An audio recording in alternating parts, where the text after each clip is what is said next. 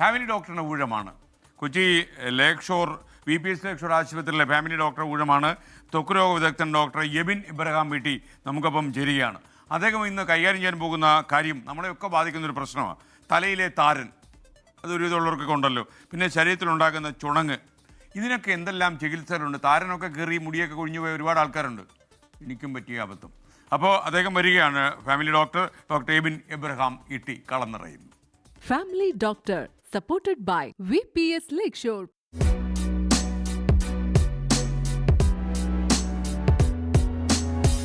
Scalp psoriasis എന്ന് പറഞ്ഞ രോഗം പലപ്പോഴും ഒരു ഡാൻഡ്രഫ് ആണ്, അല്ലെങ്കിൽ ഡാൻഡ്രഫിൻ്റെ ലക്ഷണങ്ങളാണ് എന്ന് പറഞ്ഞ് പലരും ആൻറ്റി ഡാൻഡ്രഫ് ഷാമ്പൂ ഒക്കെ ഉപയോഗിച്ച് ഇങ്ങനെ തള്ളി നീക്കി പോകാറുണ്ട്.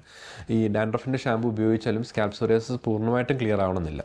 അപ്പോൾ അങ്ങനെ വരുമ്പോൾ നമ്മളൊരു അസസ്മെൻറ്റ് നടത്തി തലയിൽ ഏതെങ്കിലും ഭാഗത്ത് കട്ടിയുള്ള പാടുകളുണ്ടോ, അല്ലെങ്കിൽ ചുവന്നതടിച്ച പാടുകളുണ്ടോ എന്ന് നോക്കി, അതുപോലെ തന്നെ ബോഡിയിൽ എവിടെയെങ്കിലും ലീഷൻസിൻ്റെ ലക്ഷണങ്ങളോ ഉണ്ടോ എന്നൊക്കെ നോക്കി അതനുസരിച്ചൊരു ക്ലിനിക്കൽ ഡയഗ്നോസിസ് ഉണ്ടാക്കാറുണ്ട്.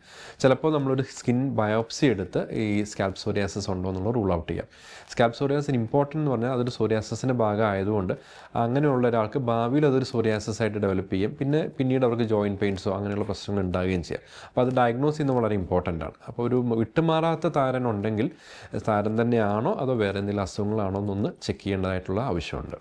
സ്കാൽപ് സോറിയാസ് അല്ലെങ്കിൽ സോറിയാസിസ് ആസസ് എന്ന് പറയുന്ന ഒരു ഓട്ടോഇമ്യൂൺ ജെനറ്റിക് ഡിസീസാണ്. അപ്പോൾ അതിനെ നമുക്ക് ക്യൂറിൽ നിന്ന് ഉപരിയായിട്ട് നമുക്കതിനെ കൺട്രോൾ ചെയ്യാമെന്നുള്ളതാണ് എപ്പോഴും ഒരു ഈസി സൊല്യൂഷൻ എന്ന് പറയുന്നത്. അപ്പോൾ ആ ഒരു ഫോളോ അപ്പിൽ നമ്മൾ മെഡിക്കേഷൻസ് ഉപയോഗിച്ച് കഴിഞ്ഞാൽ വലിയ പ്രശ്നങ്ങളില്ലാതെ നമുക്ക് മുന്നോട്ട് പോകാൻ പറ്റും. ചുണങ്ങ് അല്ലെങ്കിൽ നമുക്കതിനെ ശാസ്ത്രീയ നാമം ടീനിയ വെർസിക്കോളർ എന്നതിന് പറയുന്നത്, അത് ഒരു ഫംഗൽ ഇൻഫെക്ഷൻ തന്നെയാണ്. അത് വളരെ കോമൺ ആണ്. കാരണം നമ്മുടെ ഈ ഒരു നാട്ടിൽ ഈ ഹ്യൂമിഡിറ്റിയും ഒത്തിരി വേർപ്പും ചൂടും ഒക്കെ ഉള്ളപ്പോൾ നമ്മൾ അന്തരീക്ഷത്തിലും നമ്മുടെ ശരീരത്തിലൊക്കെ ആ ഹ്യൂമിഡിറ്റിയുടെ എഫക്റ്റ് കൊണ്ട് ഈ ഫംഗസ് സ്പ്രെഡ് ചെയ്യാം. അപ്പം ശരിക്കും ഇതിൻ്റെ ഫംഗസ് തന്നെയാണ് നമുക്ക് ഈ സ്കാൽപ്പിൽ ഡാൻഡ്രഫും അല്ലെങ്കിൽ തലയിൽ ഉണ്ടാകുന്നത്. മെലസീസിയ എന്ന് പറഞ്ഞൊരു ഫംഗസ് ആണ് ഈ ചുണങ്ങ് പോലുള്ള പാടുകൾ ഉണ്ടാക്കുന്നത്. അത് പല നിറത്തിൽ വരാം. ചിലർക്കത് വൈറ്റ് കളറിൽ, ചിലർക്കത് ബ്രൗൺ അല്ലെങ്കിൽ ഡാർക്കർ കളറിലൊക്കെ വരാം. കോമൺ ആയിട്ട് കാണുന്ന നമ്മുടെ മുഖത്ത്, കഴുത്തിൽ, ചെസ്റ്റിൽ, ബാക്കിൽ, ആംപിറ്റ്സിലൊക്കെ ആയിട്ട് ഇതിൻ്റെ പാടുകൾ ലക്ഷണം കാണാം. ഇതിൻ്റെ ഇമ്പോർട്ടൻസ് എന്താണെന്ന് വെച്ചാൽ ഇത് പകരുന്നൊരു രോഗമാണ്. അപ്പോൾ ഫാമിലിയിൽ ആർക്കെങ്കിലും ഒരാൾക്കുണ്ടെങ്കിൽ അത് ബാക്കിയുള്ളവരേക്ക് സ്പ്രെഡ് ചെയ്യാൻ സാധ്യതയുണ്ട്. അപ്പം അതുകൊണ്ട് തന്നെ നമ്മളത് ഇനീഷ്യലി ഡിറ്റക്ട് ചെയ്ത് അത് ട്രീറ്റ് ചെയ്യേണ്ട കാര്യമുണ്ട്. അസുഖമുള്ളവർ ശ്രദ്ധിക്കേണ്ട കാര്യങ്ങൾ പ്രധാനമായിട്ടും നമ്മൾ ഡ്രസ്സ് ഷെയർ ചെയ്യാൻ പാടില്ല. അപ്പോൾ പലരും ഹോസ്റ്റലിലുള്ള കുട്ടികളൊക്കെ ആണെങ്കിൽ അവർ ഡ്രസ്സ് ഷെയർ ചെയ്ത് ഉപയോഗിക്കും, ടവൽസ് ഷെയർ ചെയ്യും. അത് ചെയ്യാൻ പാടില്ല. നമ്മൾ ടോയ്ലറ്ററീസ് എല്ലാം സെപ്പറേറ്റ് ആയിട്ട് യൂസ് ചെയ്യണം.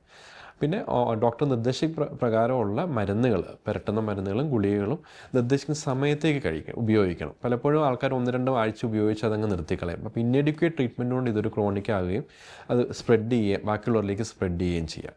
Family Doctor, supported by VPS Lakeshore.